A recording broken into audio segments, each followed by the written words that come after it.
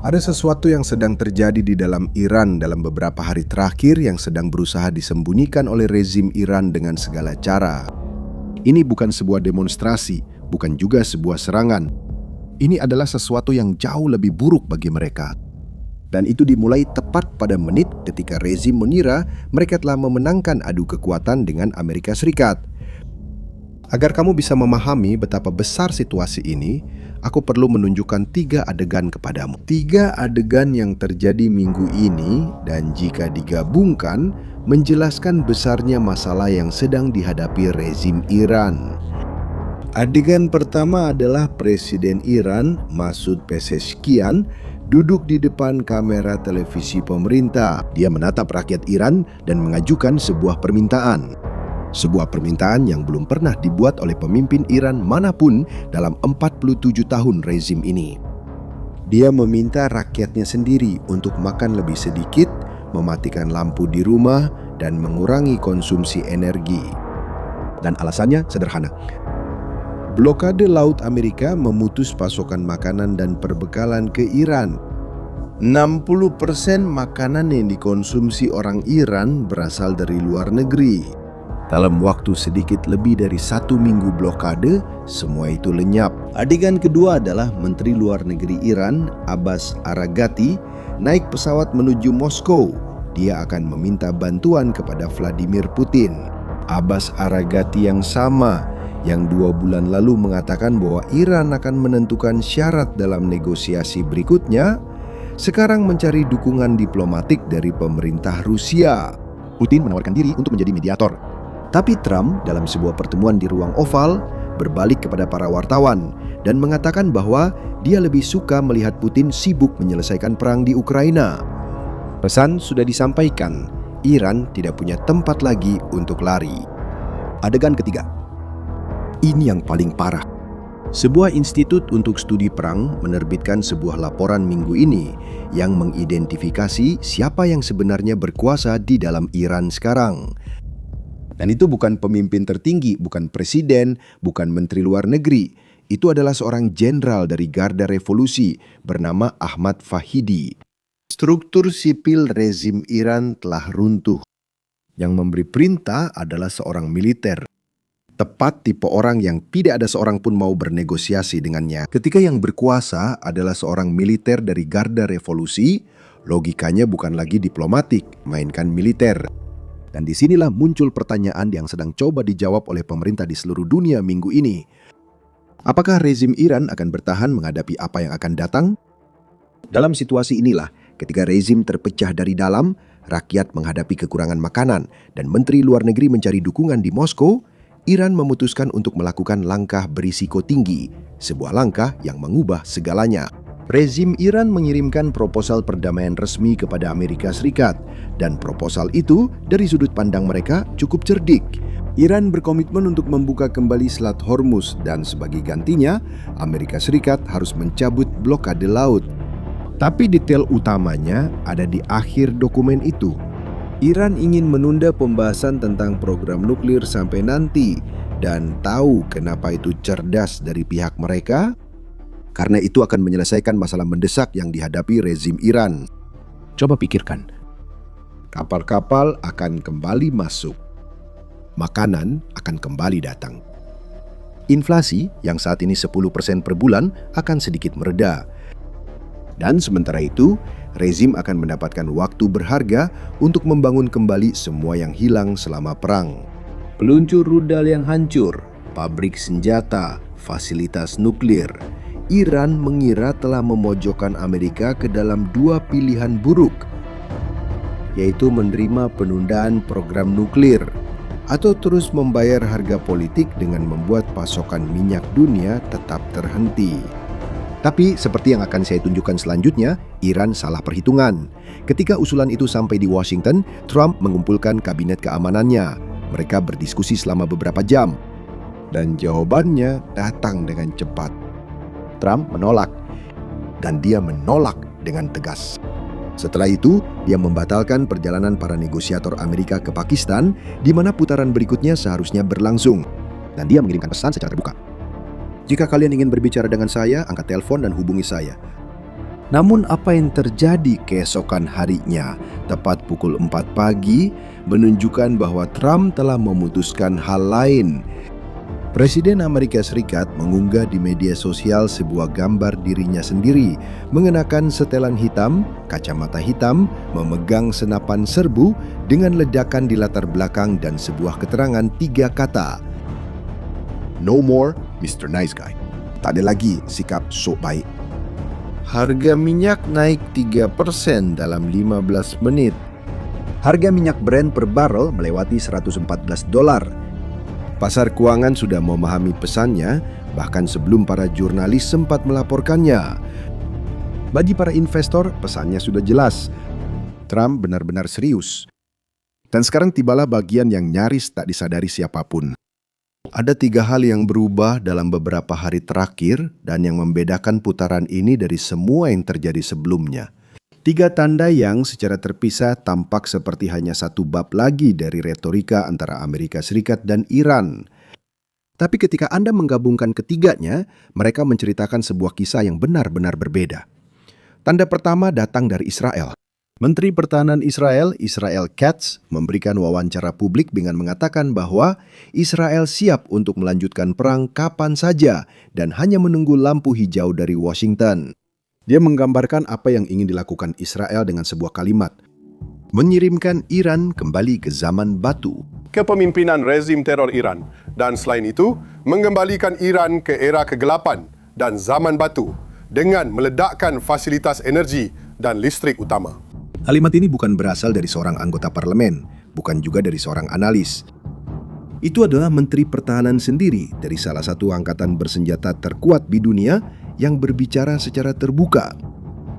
Tanda kedua adalah konsentrasi kekuatan militer Amerika terbesar di Timur Tengah dalam beberapa dekade terakhir. Untuk pertama kalinya dalam banyak tahun, Amerika Serikat memiliki 3 kelompok tempur kapal induk secara bersamaan di wilayah tersebut. 50.000 personel militer Amerika ditempatkan di sana. Jumlah normalnya adalah antara 30 hingga 40.000. Kapal induk USS George H.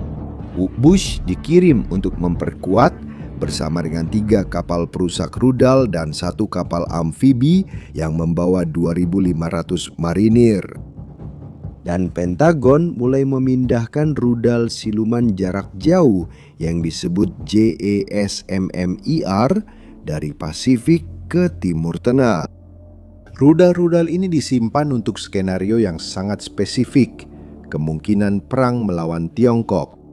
Dan orang-orang Amerika menunjukkan dengan pemindahan ini bahwa mereka bersedia melepaskan sebagian cadangan strategis yang mereka miliki untuk Pasifik demi memastikan keunggulan yang menentukan atas Iran. Ini adalah taruhan yang akan menimbulkan konsekuensi. Analisis memperkirakan bahwa lebih dari setelah pencegat anti-rudal THAAD milik Amerika telah digunakan dalam perang ini dan akan memakan waktu bertahun-tahun untuk mengisi kembali persediaan itu. Namun pemahaman Trump jelas, layak membayar harga itu untuk mengakhiri masalah Iran sekali dan untuk selamanya. Sinyal ketiga datang dari rezim Iran itu sendiri dan ini adalah yang paling mengungkap keadaan sebenarnya. Iran mengumumkan minggu ini berlaku mulai tanggal 26 April larangan total ekspor baja. Dan baja, bagi yang belum tahu, adalah bahan baku strategis. Itulah yang digunakan untuk membuat rudal, drone, tank, dan kapal. Rezim Iran sedang mempersiapkan diri secara internal untuk perang yang berkepanjangan. Mereka tahu apa yang akan datang. Tapi masih ada kepingan keempat dalam teka-teki ini. Sebuah informasi yang bocor hari ini dan membuat situasinya semakin menarik. Ada sebuah senjata Amerika yang telah dikembangkan selama lebih dari 1 dekade. Namanya adalah Dark Eagle. Setiap misilnya berharga sekitar $41 juta. Terbang dengan kecepatan 7 kali kecepatan suara. Memiliki jangkauan 3.500 km. Bisa bermanuver di udara saat terbang, yang membuatnya hampir mustahil untuk dicegat dengan teknologi pertahanan anti udara saat ini. Dan sepanjang sejarah modern, rudal ini belum pernah ditembakkan dalam pertempuran, bahkan sekalipun tidak. Bayangkan sebuah rudal yang diluncurkan dari pangkalan Amerika di Qatar, melintasi Teluk Persia, menghantam Iran sebelum penonton sempat berkedip 2 kali dan tidak ada radar Iran yang mampu melacak lintasannya secara real time. Inilah tepatnya jenis senjata yang sedang kita bicarakan. Dan seperti yang saya katakan sebelumnya, Amerika Serikat telah menghabiskan 1 dekade terakhir menyimpan senjata ini untuk 1 skenario saja. Kemungkinan perang dengan Tiongkok di Pasifik, di mana kecepatan hipersonik akan sangat menentukan melawan armada Tiongkok. Pada tanggal 29 April, sebuah informasi penting bocor ke surat kabar Amerika. Komando Pusat Angkatan Bersenjata Amerika mengirimkan permintaan resmi kepada Pentagon. Mereka sedang mempertimbangkan untuk menggunakan Dark Eagle di Timur Tengah melawan Iran. Bagi mereka yang tidak berada di balik layar Pentagon, ini hanya terlihat seperti pertemuan birokrasi biasa. Tapi bagi mereka yang paham bagaimana permintaan seperti ini diproses, itu sudah cukup untuk menyadari satu hal. Fakta sederhana bahwa permintaan ini ada di tengah blokade laut dan dengan perang yang mengancam akan dimulai kembali sudah menceritakan sebuah kisah. Dan ada satu detail lagi yang membuat permintaan ini semakin berarti. Pada bulan April, kendali atas Dark Eagle ditempatkan di bawah Stratcom, Komando Strategis Amerika. Stratcom adalah struktur yang sama yang mengendalikan senjata nuklir Amerika Serikat. Dengan kata lain, jika otorisasi ini diberikan, itu tidak akan datang dari seorang jenderal di medan perang, melainkan langsung dari Gedung Putih, langsung dari Presiden. Dan alasan permintaan itu ada sangat sederhana. Dark Eagle melakukan apa yang tidak bisa dilakukan oleh sisa persenjataan Amerika.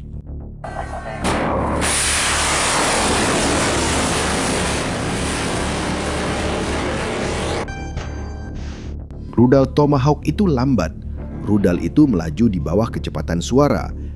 Ketika mereka sampai ke target, peluncur bergerak milik Iran sudah berpindah posisi. JASSM-ER lebih cepat, tapi jangkauannya lebih pendek.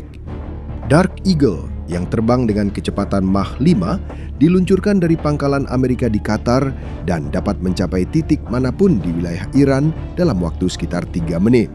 Waktunya terlalu singkat, peluncur bergerak manapun tidak akan sempat bersembunyi. Dan satu hulu ledak saja, bahkan tanpa bahan peledak, membawa energi kinetik yang setara dengan 700 kg dinamit. Cukup untuk menembus bunker dan terowongan yang dalam. Dengan kata lain, jika permintaan itu disetujui, Dark Eagle akan menjadi satu-satunya senjata dalam persenjataan Amerika yang mampu menghancurkan sekaligus sisa kemampuan balistik Iran tanpa perlu mengulangi serangan berkali-kali. Dan fakta bahwa Pentagon sedang mempertimbangkan hal ini saja sudah menunjukkan skala dari apa yang mungkin akan terjadi. Tapi tentu saja, permintaan ini mungkin saja tidak disetujui. Bisa jadi ini hanya merupakan langkah tekanan psikologis saja. Bisa jadi ini adalah cara Amerika Serikat memaksa rezim Iran untuk kembali ke meja perundingan. Tapi, meskipun hanya itu, pesan yang disampaikan oleh permintaan ini sudah berbeda dari apapun yang pernah terlihat dalam perang ini. Dan dengan semua ini terjadi, mungkin kamu sedang bertanya-tanya satu hal yang jelas. Jika Iran menyadari bahwa ini mungkin akan terjadi, kenapa mereka tidak merespons? Kenapa mereka tidak meningkatkan eskalasi sekarang? Kenapa mereka tidak menyerang lebih dulu pangkalan Amerika, sekutu, atau apapun? Jawaban untuk pertanyaan ini menjelaskan kenapa perang ini, jika dimulai lagi, akan sangat berbeda dari fase pertama. Jawabannya sebenarnya sederhana. Mereka tidak mampu. Serangan bom pertama dalam perang ini pada bulan Februari dan Maret menghancurkan sekitar 75% peluncur rudal balistik Iran. Rezim tersebut sedang membangun kembali kemampuan itu secara perlahan. Namun larangan ekspor baja yang diberlakukan oleh Iran sendiri menunjukkan bahwa mereka juga tidak mampu mengimpor bahan baku. Blokade laut memutus semuanya. Kapal Tuska yang dicegat oleh Angkatan Laut Amerika beberapa minggu lalu memang membawa komponen persenjataan yang berasal dari Tiongkok.